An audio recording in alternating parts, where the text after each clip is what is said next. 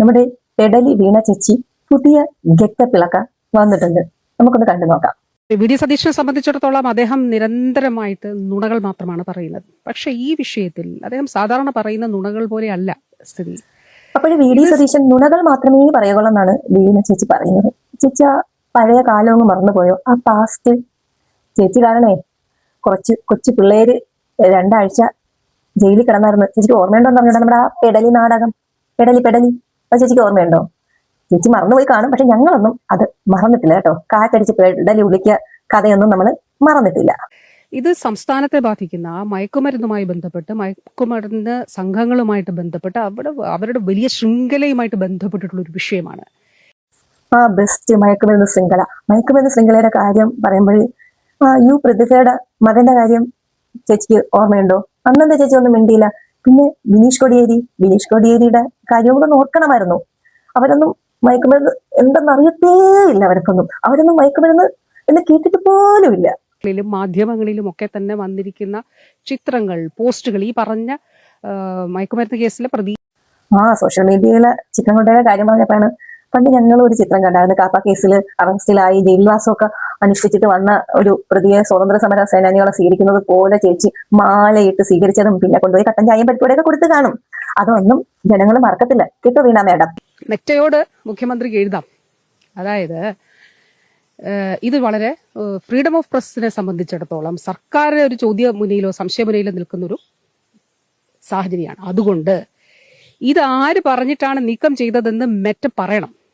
എന്നിട്ട് ആ മെറ്റയുടെ ഉത്തരം പ്രസിദ്ധീകരിക്കാമോ? എത്ര മനോഹരമായ ആചാരം. മെറ്റയ്ക്ക് മുഖ്യമന്ത്രി കത്തെഴുതണം അല്ലേ?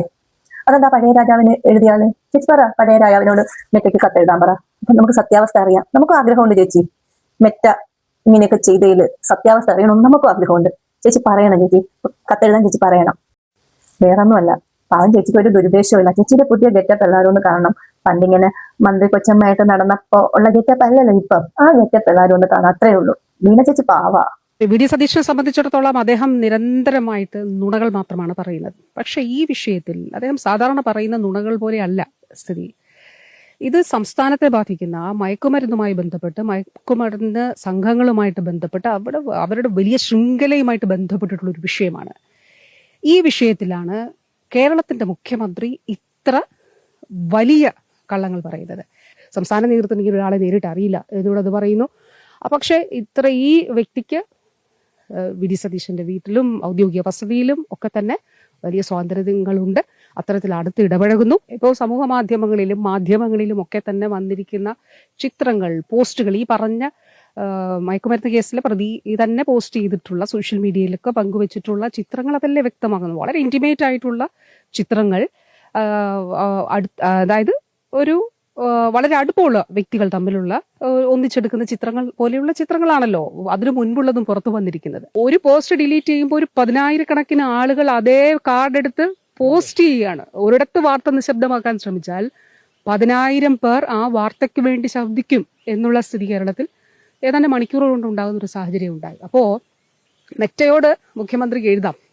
അതായത് ഇത് വളരെ ഫ്രീഡം ഓഫ് പ്രസിനെ സംബന്ധിച്ചിടത്തോളം സർക്കാർ ഒരു ചോദ്യമുനയിലോ സംശയമുനയിലോ നിൽക്കുന്നൊരു സാഹചര്യമാണ്. അതുകൊണ്ട് ഇത് ആര് പറഞ്ഞിട്ടാണ് നീക്കം ചെയ്തതെന്ന് മെറ്റ പറയണം. എന്നിട്ട് ആ മെറ്റയുടെ ഉത്തരം പ്രസിദ്ധീകരിക്കാമോ? അതല്ലേ വേണ്ടത്. നിങ്ങൾ പരാതി കൊടുത്തോളൂ, ഞങ്ങൾ പിന്തുണയ്ക്കാം, ഞാൻ കത്തെഴുതാം. അല്ല, അതാവട്ടെ. ഇത് ആര് പറഞ്ഞിട്ടാണ് മെറ്റ ഇത് നീക്കം ചെയ്തത്? അതിന്റെ വിവരങ്ങൾ തരണം. കാരണം എന്താണ്? ഫ്രീഡം ഓഫ് പ്രസിനെ സംബന്ധിച്ചിടത്തോളം കേരളത്തിൽ ഒരു വലിയ രീതിയിൽ ഒരു മാധ്യമ അടിയന്തരാവസ്ഥ, വാർത്തകൾക്ക് വിലക്കേർപ്പെടുത്തുന്ന ഒരു സാഹചര്യത്തിൽ സർക്കാർ ഒരു സംശയമുനയിൽ നിൽക്കുമ്പോൾ അതിൽ വ്യക്തത വരുത്തേണ്ടത് സർക്കാരിന്റെ ആവശ്യമാണ് എന്നുള്ളത് കൊണ്ട് അതാരാണ് എന്നുള്ളതിൽ വ്യക്തത വരുത്തണം എന്ന്